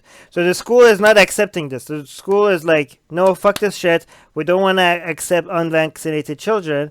And they're using the First Amendment rights. How is this a First Amendment right? That's a good question. I mean, I'm hoping it is because I want the school to win, and I'm happy that the school is challenging it. But how is this a First Amendment thing? They're like, you cannot. I don't know. Anyways, I hope they win because they're going right to the Constitution. Because if they win, then they're challenging this whole law everywhere in the United States, right? Like if they win, then the argument will apply everywhere, wouldn't it? Like they would be setting a precedent. They would be. Well, and right now, I believe that there are some lawmakers that do have this out there trying to cancel the religious exception from schools. And New York is actually one of the people who are considering doing that in the future. But as of right now, they're sticking with what their law states. And that is that, with religious exceptions, children can still go to school. Yeah, maybe we can't blame New York State because they're like, we don't make the law, we just follow the law, right? Right. I mean, that's the law that's there right now, and that's what they do have to follow. So I mean, it's a good thing then that this is being challenged. Maybe this is a good thing that the state did this, because then if the school now challenges this law on a constitution, on constitutional grounds, then maybe this backfires and sets a precedent that nobody could use that law anymore. Like maybe this will just be a challenge to the law. So maybe this is a small defeat that leads to a bigger win if the school wins. Yeah. I hope so. Sopam is saying, sounds like an alternate universe, Orthodox school doing the right thing when it comes to stupid things. Yeah, but the parents are Orthodox Jewish people that are against the school, so it's not that alternate. Let me see what are the top comment is here. Oh, the top comment is too long, so I'm not going to read the top comment. Here's a shorter one. Laura is saying, well, I guess the next article is going to say measles outbreak in New York schools. All right. Should we go to the, oh wait, there's somebody saying, yeah, how is it a First Amendment? Spencer is asking as well. Yeah, I don't know, Spencer. Maybe we'll find out. But I'm hoping this escalates, because if this escalates, this whole religious exemption for vaccinations might get challenged completely. I don't say this often, but atheists should go support this religious school. This Orthodox religious school. Let's go. Yeah, we should support this Orthodox Jewish religious school against the U.S. government. This is, yeah. So, but I hope they win. I'm on the Orthodox Jewish school side right now. Anyways, let's go to the next news. Oh, what is this? Last news. Okay. Out of Melbourne, Australia, a student is sentenced to 42 years for non-fatal stabbing of homestay host. A Bangladeshi student who stabbed her Melbourne homestay host in a terror act inspired by Islamic State will spend at least 31 years behind bars. Judge Leslie Taylor sentenced Monima Shoma, 26, on June 5th to 42 years in prison for an act the bench labeled an outrage to our democracy. Shoma admitted to engaging in a terror act when she stabbed Roger's neck while he dozed beside his 5-year-old daughter at Mill Park on February 9th, 2018. Shoma becomes the first woman to be sentenced for directly carrying out a terrorist attack in Australia. So I just want to add a little bit more to this so you guys kind of get some indication of what happened here, because I think a lot of people heard a young student stabbed a man in the neck. He might have been doing something to her or blah, blah, blah, just to put everything out of question. The judge, after reviewing everything that the student had said, says, and quote, "You had absolutely no intention of studying," Judge Leslie Taylor said. "Your sole purpose for entering this country was to carry out a terrorist attack." She told police that she had practiced the attack by stabbing a pillow while staying with a different family, but chose to attack Roger because he was vulnerable. Justice Taylor said that Shoma showed no remorse. "Indeed, the only regret you have uttered is that you did not succeed. The sentence is despicable." So this lady, all she wanted to do was kill somebody for Islamic State. That was the sole purpose. It wasn't that this host was mean to her. It wasn't that he was doing anything inappropriate to her. And she was asked to remove her niqab while in court. And so this has been like extra. A lot of people have been defending her on that aspect.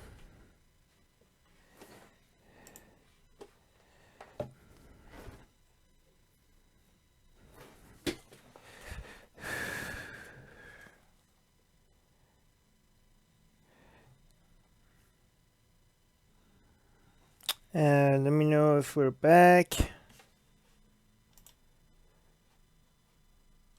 Are we back? Yeah, I think we're back. I'm calling. Calling Ellie.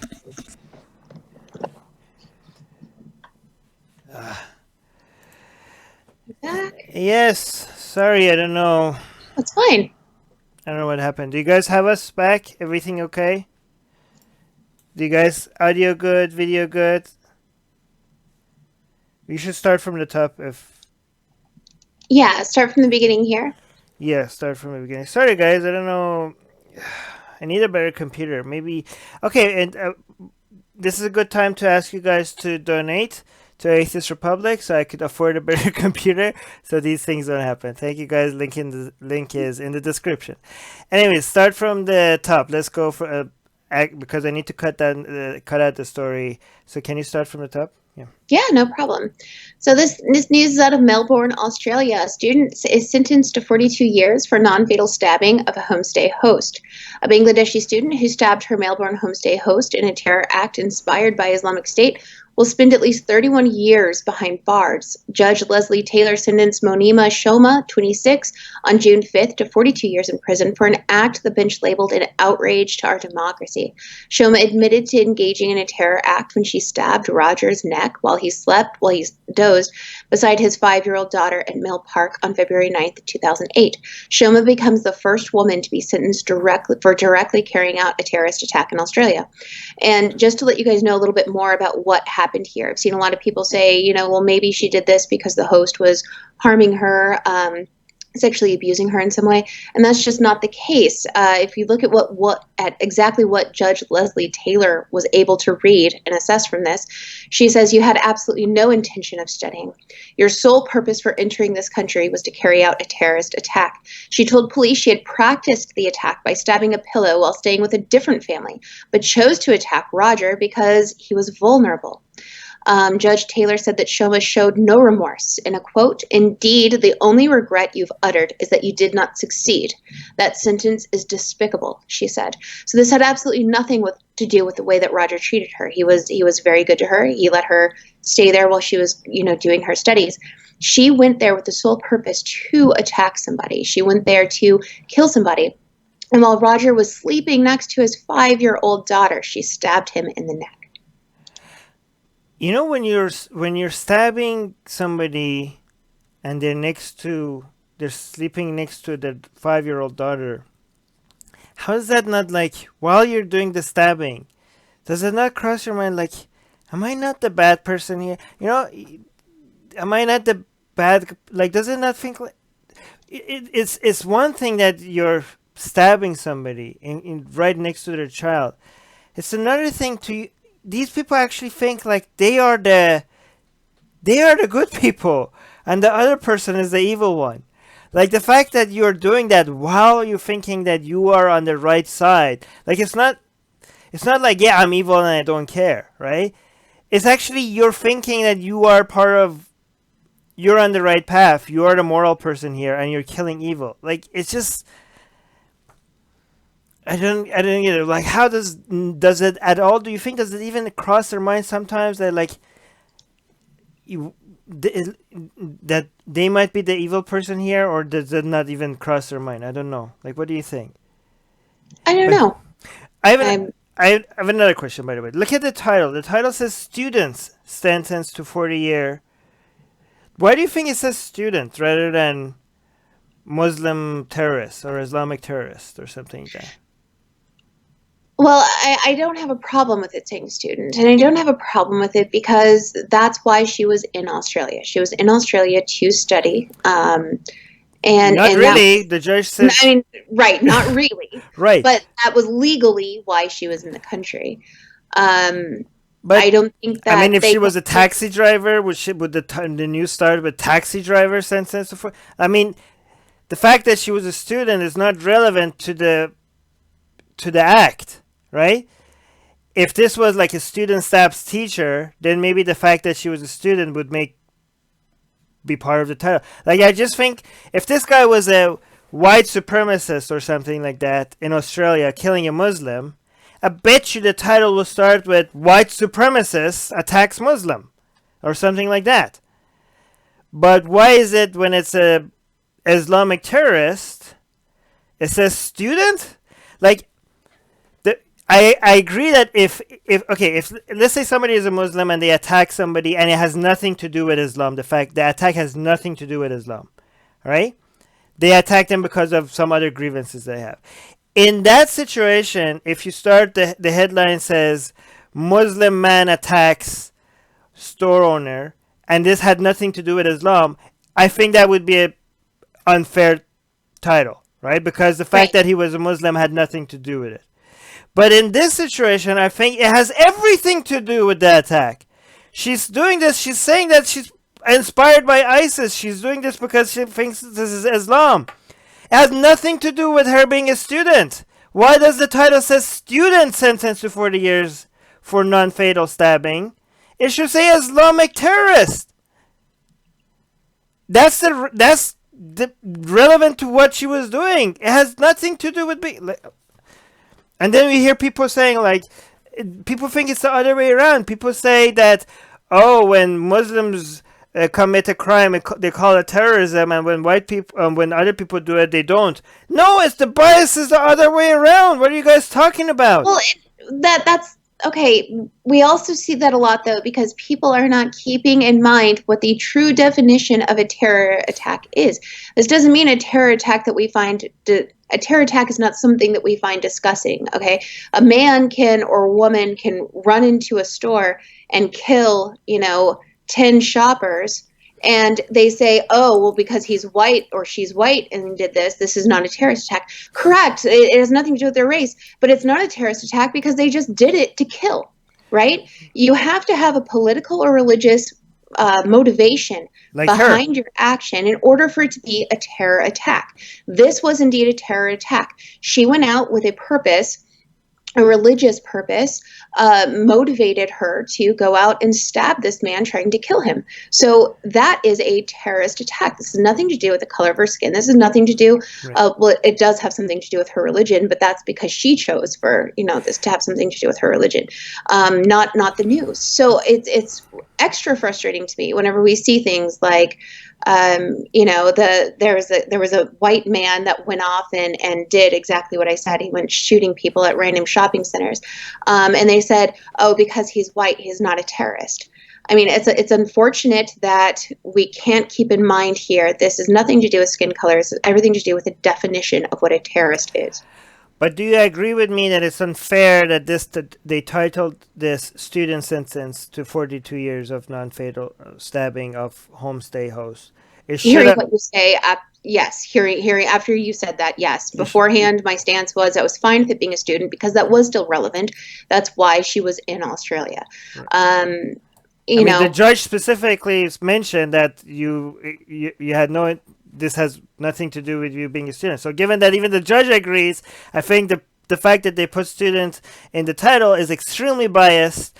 I think I'm going on a limb here, and I think that maybe if this guy was a alt-right neo-Nazi supremacist or something like that, oh shit, I said that YouTube is going to punish us for saying that. But if he was anything like that, the title will just start with that probably, I think. So it's very unfair that the main motivation of this attack is not even in the title. This is just tiptoeing around people's. This is the PC culture gone mad. Anyways, sorry again for getting disconnected. Ali, did you want to add anything? No. Yeah. Thank you everyone for staying. Yeah, I'm surprised so many of you guys stayed. That's very kind of you that you guys stood by. Most people stayed. The numbers didn't. So sorry for getting disconnected. Thank you so much for staying. Your patience. I will. Somebody in the live chat suggested that I make up my own computer, but at some point when I can afford it, I will. But one day, hopefully. But right now, I don't know just what happened, but we'll try to fix it. One thing I'm going to do for future shows is just before the show starts, I'm just going to restart the computer. Maybe that helps.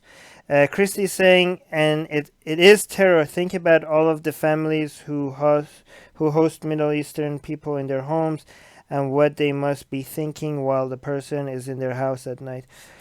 Yeah, but true, but that they wouldn't be justified to think that, and I don't think Chrissy is suggesting that they are justified to think that. No, I don't think she is. But here's the thing: the element of terrorism has a definition that just the terror aspect of it does not make something terrorism. Not, the way terrorism is defined is not based on how many people were scared or terrorized, right? And I know it's in the name, so you think that, well, why is that not the main element? It's just how the way it's defined is the motives. Is it political or religious or not? Like when we had the LA shooting, right? Remember the guy? The Las Vegas shooting, right? The guy in the casino. A lot of people were frustrated for why that wasn't called terrorism, and people think like, oh, he was white. Is that why he wasn't called terrorism? It has to be a brown person. No, because nobody know what his motives were. Okay, it doesn't matter if the act is big or small. People think like when you call something terrorism when it's a big thing. No, something could be terrorism even if nobody died, and something could be not terrorism even if 200 people died. It's not based on the size. It's not based on the harm. It's based on motivation. If it's political or religious, they call it terrorism. It's very simple. It has nothing to do with the color of the skin, and it has nothing to do with the intensity of the harm. Oh, somebody said something interesting, but they took it back, so I don't know what it is now. Anyways, all right. Thank you, everybody. Thank you to people that stood by. They didn't abandon us. Thank you, guys. We love you. Thank you, Christy and Beach, for admitting. Thank you. Thank you, Chris, Hobo, some people in the Facebook live chat. I don't see you anymore because we got disconnected, and I don't have that in front of me anymore. But I love you all as well.